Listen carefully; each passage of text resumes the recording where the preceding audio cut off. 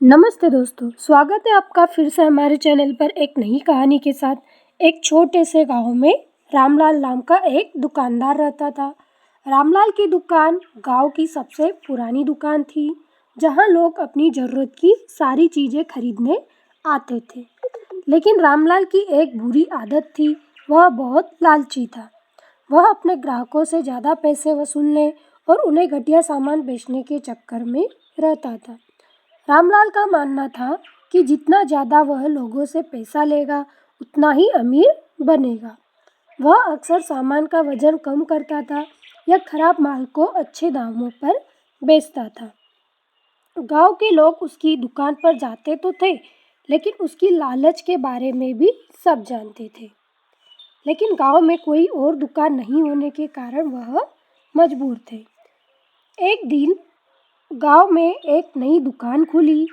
इस दुकान का मालिक मोहन बहुत ईमानदार और लोगों का भला चाहने वाला व्यक्ति था। उसने अपने सामान के दाम सही रखे और हमेशा सही वजन में सामान बेचता था। धीरे धीरे लोग रामलाल की दुकान छोड़कर मोहन की दुकान पर जाने लगे। रामलाल को यह देखकर बहुत गुस्सा आया और उसने सोचा कि वह मोहन की दुकान को बदनाम कर देगा। उसने अफवाहें फैलाना शुरू कर दी। मोहन की दुकान का सारा सामान घटिया है। लेकिन जो लोग मोहन की ईमानदारी से प्रभावित थे, उन लोगों ने अफवाहों पर ध्यान नहीं दिया। एक दिन रामलाल ने सोचा कि वह मोहन की दुकान को जलाकर उसे नुकसान पहुंचा देगा।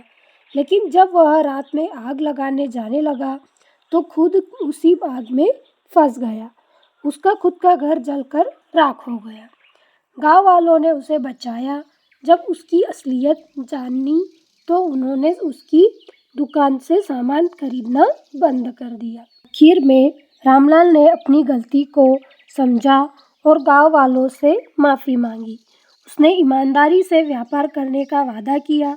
कुछ समय बाद जब लोगों को उसकी ईमानदारी पर विश्वास हो गया, तो धीरे धीरे लोगों ने उसकी दुकान से सामान खरीदना शुरू किया।